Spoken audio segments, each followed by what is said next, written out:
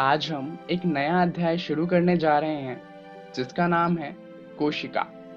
चलिए जानते हैं इस अध्याय में हम क्या जानने वाले हैं। सबसे पहले हम बात करेंगे कोशिका के खोज के बारे में और उसके बाद हम जानेंगे कोशिका की संरचना के बारे में। तो चलिए शुरुआत करते हैं, पर सबसे पहले बात कर लेते हैं कि आखिर कोशिका है क्या। तो सबसे पहले इस घर को देखिए। ये घर किन चीजों से बना है?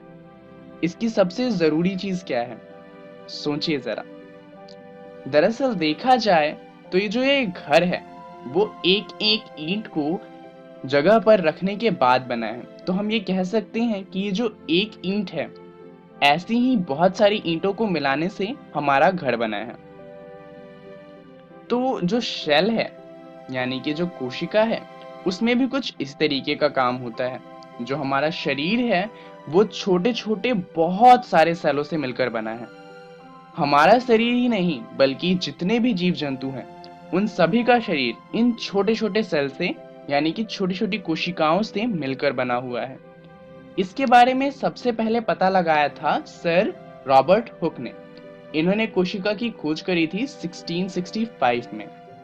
इन्होंने क्या किया था कि इन्होंने जो मधुमक्खी के छत्ते होते हैं उन्हें देखा था और फिर इन्होंने पाया था कि जो कॉर्क होती है जो बोतलों पे लगाई जाती है उसके अंदर भी कुछ ऐसा ही पैटर्न दिख रहा था। तो उन्होंने यहाँ पर अज्यूम किया यानी कि सोचा कि ऐसा कुछ हो सकता है और फिर उन्होंने ये बताया कि कोशिका कुछ इस तरीके की होती होगी और इनमें ये चीजें होती होंगी। उसके बाद एक और साइंटिस्ट थे जिनका नाम था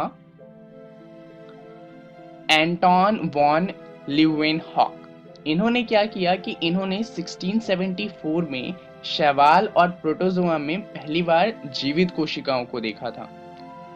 इन्होंने इसके लिए माइक्रोस्कोप का इस्तेमाल किया था क्योंकि ये जो जीव होते हैं ये बहुत ज़्यादा छोटे होते हैं, इन्हें आंखों से नहीं देखा जा सकता। तो 1674 में इन्होंने पहली बार जीवित कोशिकाओं को देखा था। तो चलिए अब बात करते हैं कोशिकाओं के बारे में। दरअसल जो कोशिकाएं हैं वो हमारे रचनात्मक तथा क्रियात्मक इकाई को दर्शाती है। दरअसल हमारा पूरा शरीर छोटी छोटी बहुत सारी कोशिकाओं से मिलकर बना है। तो जाहिर सी बात है कि हमारी क्रियात्मक और रचनात्मक इकाई एक कोशिका ही होगी। कोशिकाएं स्वतः जनन का समर्थ भी रखती हैं। इसका मतलब वो अपने आप को एक से ज्यादा बना सकती हैं। जैसा कि आप यहाँ पर देख सकते हैं, एक कोशिका से एक से ज्यादा कोशिकाएं बन सकती हैं, यानी कि उनमें प्रजनन हो सकता है। अतः कोशिका जीवन की मूलभूत इकाई है। क्या हम ऐसा कह सकते हैं? जी हाँ, क्योंकि जो हमारे कोशिका हैं वही तो मिलकर हमें बनाती हैं। कोशिका जीवित रहेगी तो हम जीवित रहेंगे और इसीलिए हम ऐसा कह सकते हैं कि जो कोशिका है वो जीवन की मूलभूत इकाई है। अगर कोशिका ना हो तो जीवन नहीं हो सकता। तो चलिए अब बात करते हैं कोशिकाओं के आकार के बारे में। क्या सभी कोशिकाओं का आकार समान होता है? हम ये तो जानते हैं कि कोशिकाएं बहुत छोटी होती हैं, परंतु क्या सब एक समान के आकार की होती हैं? चलिए कुछ उदाहरण लेते हैं। अगर हम बात करें माइकोप्लाज्म की, तो माइकोप्लाज्म का साइज यानी कि जो आकार होता है वो होता है 0.1 माइक्रोमीटर, यानी कि 0.1 गुने में 10 की पावर -6।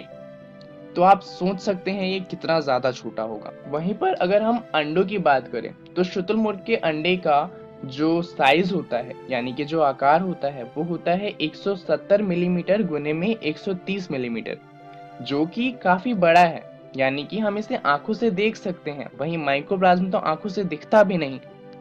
वहीं एक और एग्जाम्पल लेते हैं न्यूरॉन का, यानी कि तांत्रिक कोशिका का। तो हमारे शरीर में जो सबसे बड़ा न्यूरॉन होता है वो लगभग 1 मीटर लंबा होता है, जो हमारे पूरे पैर में होता है।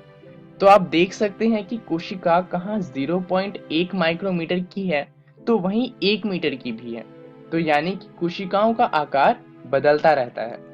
कोशिकाओं की अनेक आकृति भी होती है, जैसे कि यहाँ पर आप देख सकते हैं कुछ कोशिका गोल है, कुछ लंबी है, कुछ स्प्रिंग की तरह है, कुछ कौमे जैसी दिखती है। वहीं पे कुछ कोशिकाएं तो ऐसी होती हैं जिनका कोई आकार ही नहीं होता। जैसे कि अमीबा। अमीबा एक कोशिकीय जीव है जिसका कोई आकार नहीं होता, यह अपने आकार को बदल सकता है। अब अमीबा एक कोशिकीय जीव है, इससे हमें एक और बात पता चली कि दो तरीके की कोशिकाएं होती हैं। एक तो होती है जिसमें सिर्फ एक कोशिका हो और एक ऐसी होती है जिसमें बहुत सारी कोशिका हो। तो एक कोशिकीय जीव का उदाहरण हो गया अमीबा, क्योंकि इसके अंदर एक ही कोशिका होती है। वहीं बहुकोशिकीय जीव का उदाहरण हो गया हमारे अंदर बहुत सारी कोशिकाएं होती हैं। वहीं पेड़ पौधे, उनके अंदर भी बहुत सारी कोशिकाएं होती हैं। तितली हो गए, चिड़िया हो गई या फिर कुत्ते हो गए, इन सभी के अंदर बहुत ज्यादा कोशिकाएं होती हैं। तो ये सभी उदाहरण है बहुकोशिकीय जीव का। अब आप जरूर सोच रहे होंगे कि आखिर एक छोटी सी कोशिका से हम जैसे जीव बन कैसे जाते हैं। तो ये कुछ इस तरीके से होता है, जो एक समान काम करने वाली कोशिकाएं होती हैं वो एक साथ मिलकर उत्तक बनाती हैं। फिर बहुत सारे एक जैसे उत्तक मिलके एक अंग को बनाते हैं। जैसे कि एक ही तरह के बहुत सारे उत्तक मिलके हमारे फेफड़ों को बनाते हैं। वहीं दूसरी तरह के उत्तक मिलके हमारे दिल को बनाते हैं। वहीं ऐसे ही अलग तरह के उत्तक मिलके हमारे अमाशय को बनाते हैं। इनको कहा जाता है अंग। फिर बहुत सारे अंग मिलकर बनाते हैं अंग प्रणाली, और अंग प्रणाली से ही हम बनते हैं। तो कुछ इस तरीके से एक सिंगल कोशिका, मतलब एक अकेली कोशिका से हम जैसे बहुकोशिकीय जीव बनते हैं। तो चलिए जानते हैं इस वीडियो में हमने क्या सीखा। इस वीडियो में हमने बात करी कोशिका के खोज के बारे में, जहां पर हमने जाना कि सर रॉबर्ट हुक ने 1665 में कोशिका को खोजा था। वहीं उसके बाद हमने बात करी कोशिका के संरचना के बारे में। चलिए जान लेते हैं अगली वीडियो में हम क्या जानेंगे। अगली वीडियो में हम बात करेंगे कोशिका के घटक के बारे में, और उसके बाद हम जानेंगे जंतु तथा पौधे कोशिका में अंतर क्या होता है।